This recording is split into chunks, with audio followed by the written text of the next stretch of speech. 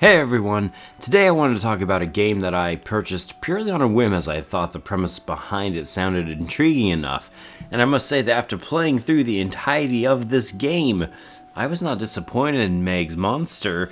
I actually genuinely really enjoyed this game quite a bit, much more than I thought I would have. Meg's Monster is a fascinating little indie where you play as a monster named Roy, who one day with his pal Golan discovers a little girl that has fallen down into the underworld where the monsters reside. Golan gets excited because he sees a scrumptious meal, but just as he's about to devour the little girl, she starts to cry, which triggers a catastrophic reaction. It turns out that Meg, the little girl, is what is called the Harbinger of Ruin, and if she cries, the world ends. Therefore, it falls upon Roy to protect this girl from the monsters in the underworld, and Golan too, while also making sure she stays happy at all costs. The premise and presentation of this game is a very cool idea, and this idea is even implemented into the battle system. This game at its heart is a turn-based RPG, but what is so fun and unique about it is the fact that you don't actually level up like you normally would in a traditional RPG. For you see, Roy is basically invincible from the get-go. He's a one-mana, or rather monster, wrecking ball that can easily defeat his opponents and is perfect for protecting Meg. The problem though is that Meg is a little girl and doesn't like seeing her new friend getting attacked. So every time Roy takes damage, Meg's emotional well-being suffers and takes a hit. If her happy meter, as I call it, drops to 0, it is game over and the world ends. This concept is awesome and a very refreshing twist that I couldn't get enough of. It is a little bare bone and simple, and it definitely could have been more expanded, but at the same time it does just enough to make the combat satisfying, as it does continue to introduce other simple mechanics and challenges for the player as the game goes on, such as literally using toys you find to restore Meg's happy meter. I also really enjoy the fact that for each battle Roy emerges victorious in, Meg's mental health increases and she feels safer and happier. The special thing to me is the actual relationship, though, between Meg and Roy.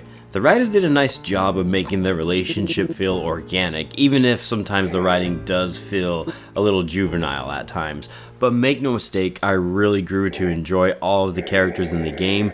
They're just filled with personality from head to tentacles, and yes, I'm using monster puns and jokes now, deal with it.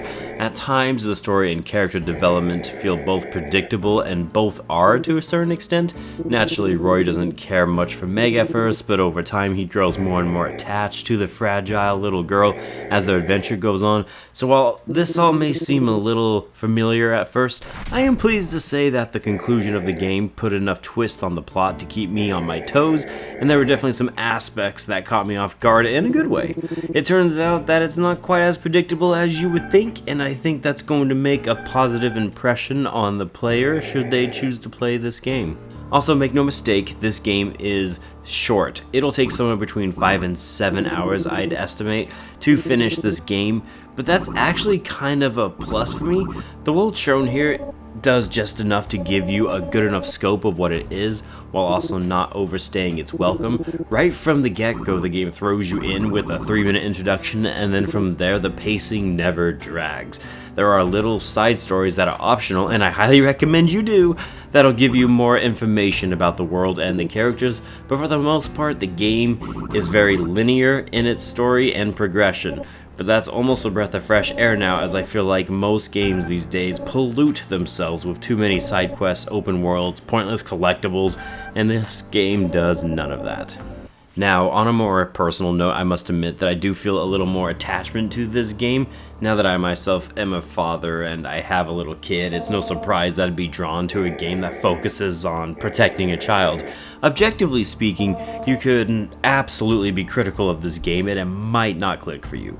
I don't think everyone is going to like how linear this game is, or the writing at times, or the battle mechanics, plus the art style might not mesh with people as it does give off some Undertale vibes at times. Having said all of that, I personally loved all of this because as a busy daddy, the game does the one thing that I really appreciate now, and that's the fact that it doesn't waste my time. I can't tell you how exhausting it can feel to grind out these 100-hour RPG adventures to at the end not have a significant enough payout that makes me feel like my time was well spent. In Meg's Monster, though, the conclusion absolutely made me feel like it was all worthwhile, and it gave a surprisingly good ending that I almost felt guilty for getting such a good conclusion from a 6-hour game. Meg's Monster is not a game for everybody. It doesn't use a lot of conventional ideas that players are accustomed to these days. It's not afraid, though, to be different and to try new things. I personally really enjoyed that bravado, and I really appreciated the change of pace. If you're looking for a short video game that also has a charming story, memorable characters, and lots of fun moments, then I highly recommend Meg's Monster. I personally loved it, and it's one of the best games I've played in 2023, and I'm actually going to make this my official Game of the Month for March 2023, and I hope you'll give it a shot. Alright guys, I'm done talking. I hope I was able to convey how fun this game was. I really enjoyed it, and when you get an indie title like this, it's definitely going to be a hidden gem, I think. And I just wanted to share the love. I really enjoyed this game. I think a lot of people will be pleasantly surprised by it if they're willing to try something different. So hopefully I was able to convey that message for you. And in case I didn't, well, there you go. Now I told it to you one more time. Guys, thanks for watching this video. As always, I appreciate you for taking the time to listen to me ramble for 5 to 10 minutes about whatever it is I'm doing. And I will catch you on the next one. I am Bradley Overrated, out like a trout. Thank you once again, and have a wonderful day.